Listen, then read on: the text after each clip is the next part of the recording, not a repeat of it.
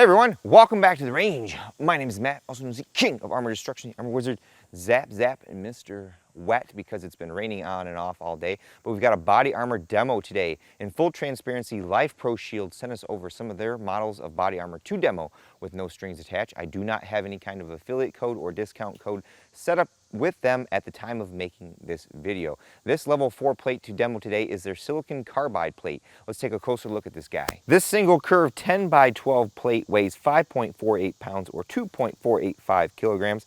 It is 1.16 inches thick or 29.57 millimeters. As I mentioned, it is single curve, meaning that we only have that one gentle rolling curve right there. Multi-curve plates will normally have different curves coming off this way as well, or sometimes the type of sappy or e-sappy cut can dictate that curvature. Depending on your body type, I find for myself our multi-curve plates fit the best. If this is the first time you're viewing my YouTube channel, I do all my body armor demos completely different than everyone else on YouTube. I am a data guy with a little bit of dad jokes, infotainment put in there, but we're after hard data so that when you guys are making these buying decisions, you have the best equipped knowledge to make that purchase decision. Since this is rifle armor, we shoot at 45 feet. We also shoot at 0 degrees because we're after worst case scenario.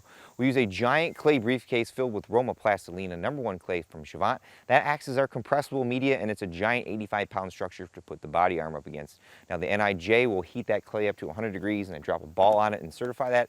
We're out here in these nice, wonderful woods, and we can't do that. It's around 80 to 85 degrees outside today. So we're just looking at a general representation what backface could be. If we see something like 70 millimeters in my clay from a 5.56 shot, in the NIJ's eyes, that likely would be failing. Since this rifle armor employs a ceramic strike face per the NIJ, we've gone ahead and dropped each plate on its face 2 times as a preconditioning test.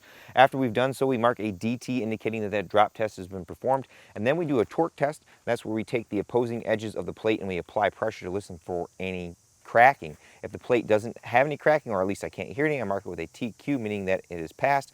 This particular model over here though, I did hear some cracking up here in this particular area. Generally speaking, as long as we keep the strike face and the backer laminated, those cracks do not negatively impact performance. It may be hard to see from the video, but this particular 10 by 12 plate is lighter than others on the market because it does not employ a complete edge-to-edge ceramic strike face. If I had to guess, I'm guessing there are either rectangle or hexagon tiles under this covering that make up the strike face, and because the NIJ will not shoot closer than 2 to 3 inches from the edge, some manufacturers will not extend that ceramic all the way out to the edge.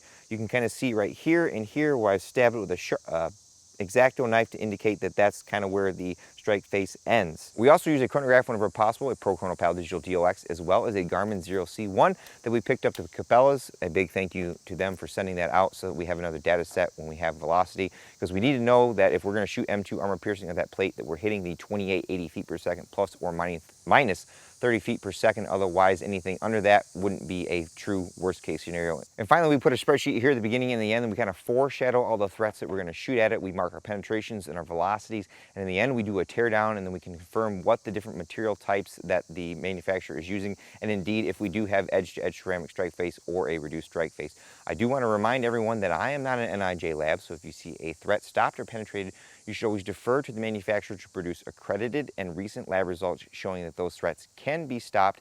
And on the flip side, if you're the manufacturer and you see me stop M993 going 2,700 feet per second, you should have that sent off and added as a special rifle threat to your panel.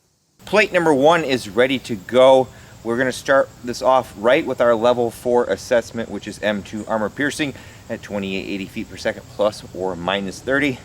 Generally speaking, I can't keep these loads in that spec to save my life. I had them dialed in for the longest time, and now I've switched to the Bear Creek Arsenal BC8, and the powder lot I think varied a little bit, so I was right in line. And then today I'm testing some other level 4. I'm almost 100 feet per second over spec, so we're going to take 3 shots at this plate. If we get a penetration on one of these and we're over spec, we'll save it for number 2.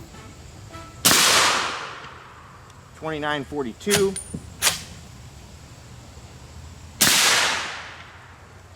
2891, so that was right on the money. 2960, that was almost 100 feet per second over. Easy enough. Shots number 1, 2, and 3. Looks like we're using silicon carbide as it says on the back. Place those bets in the comments below. Hey, no pass-through. And our back face is very, very minimal. The clay is cold. That's around 11 millimeters. This down here looks to be the worst at around 21 millimeters. Our main first shot, 8 millimeters. Very, very impressive. I can't wait to tear this down and see what kind of polyethylene they're using that's controlling that back face. Now, the unfortunate part is I feel a lot of crunchy parts on this plate, so it's going to be hard to throw some 5.56 threats at it, but we'll do our best. Now, the one downside to our silicon carbide is that unless you laminate the strike face, it doesn't tend to be very good at multi-hit scenarios. We brought out our 22-inch TC compass, so we're going to see maximum real-world velocity out of our 5.56 threats. We've got M193, 55 grain full metal jacket, known for popping steel. And we've got our M855 SS109, that's 62 grain with a lead core, steel penetrating tip inside, good for popping polyethylene plates. Then we've got M855A1, that is the U.S. Army's current issue ball round all the way down to basic. It's got a copper core and a harder, larger arrowhead steel tip. Longer, stronger, faster, better. Yeah, buddy. 33.99. 33.57. Now the M855.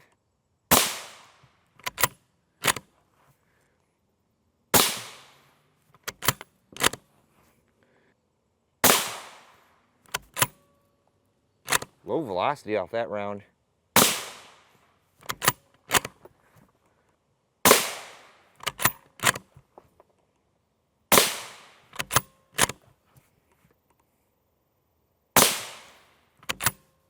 Nice. Let's go see what we did. All right, I do believe all these shots are fair hits, at least hit pattern-wise, 2-inch dispersion. Our M193 shot number 1, 2, and then 3. Our M855 shot number 1, 2, excuse me, help hand, 3, and then our A1 shots number 1, 2, 3, and 4. Place those bets and comments below. Oh, Raggy. We have a penetration from the M193. We were really close to that M2AP though. I would call that a fair hit, but the ceramic degraded, as well as that first hit of M855A1.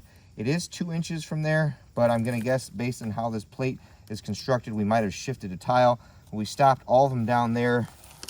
Pretty darn impressive, if I do say so myself. Looks like we'll have to bring out the heavy hitters. Based on how well plate number 1 did, let's see how plate number 2 does against one of our 300 Wind Chad. This is our M2 armor piercing again, but we have it loaded to a 300 Wind Chad velocity, so we should see over 3,200 feet per second out of this, and then we'll have to see what else we can throw at this plate because it's doing really well.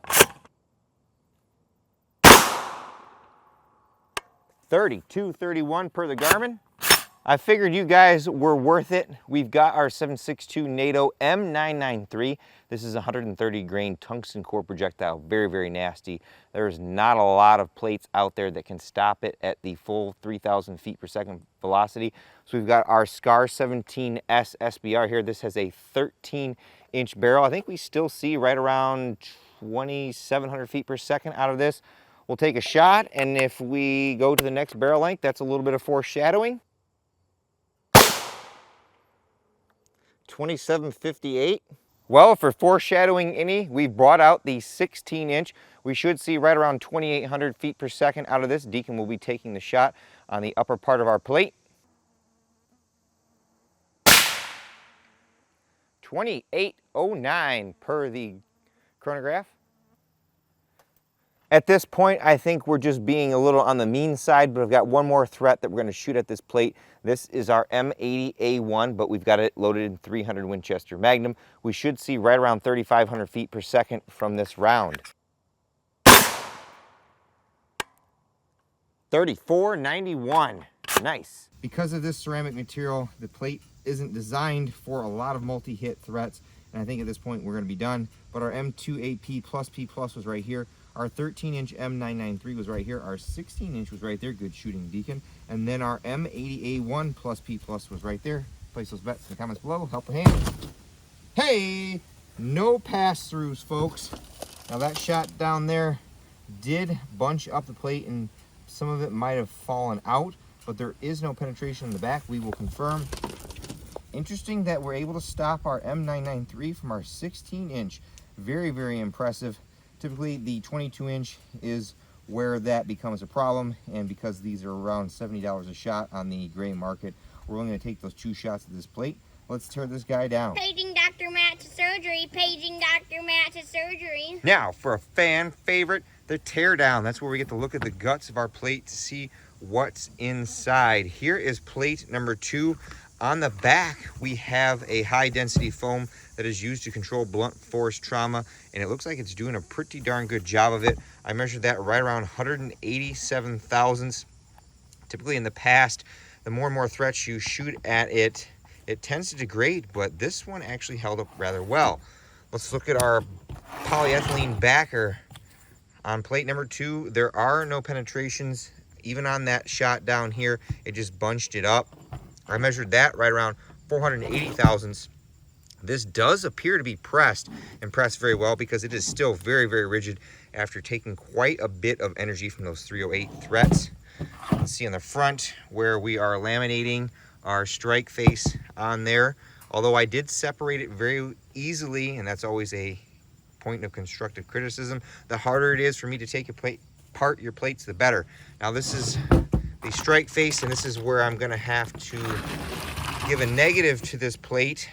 On the outside, here is our foam strike face reduction ring. This is non-ballistic rated.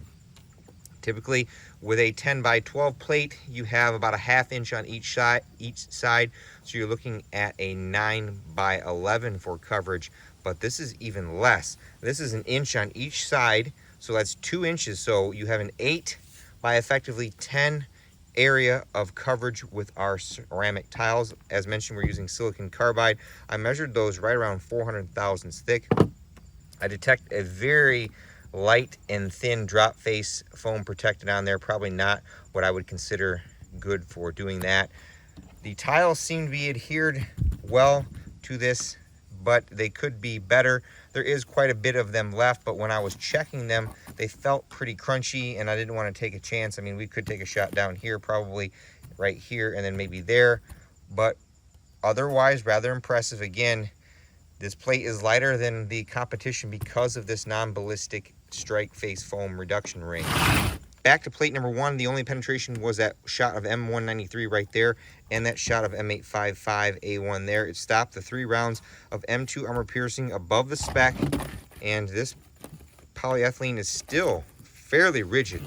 If anything, LifeProShield, you did a very good job with your backer. Here is our strike face. There's not much left of this one, again, because of that multi-hit scenario. You can see that foam ring there. We were on a ceramic for that M193 shot, so it just might have been degraded enough from the M2AP that there was nothing slowing it down. Well, folks, there you have it. I'm gonna have to close up shop because I am getting poured on. I chanced the weather today and the weather won. But LifeProShield, I think you put some premium components in this level 4 plate that stop some amazing threats, including our 300 Wind Chad plus P plus M2 armor piercing, as well as M993.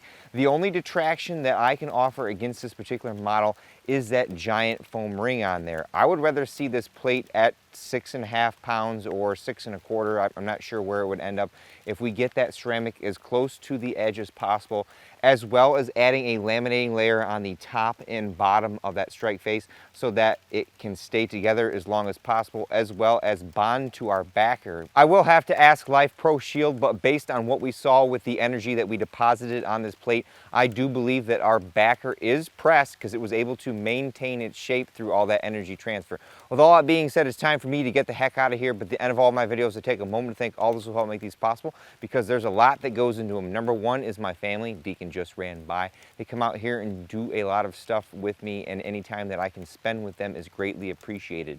Number 2 are my Patreon, Subscribe Star, and YouTube channel members. I have a campsite in the description below.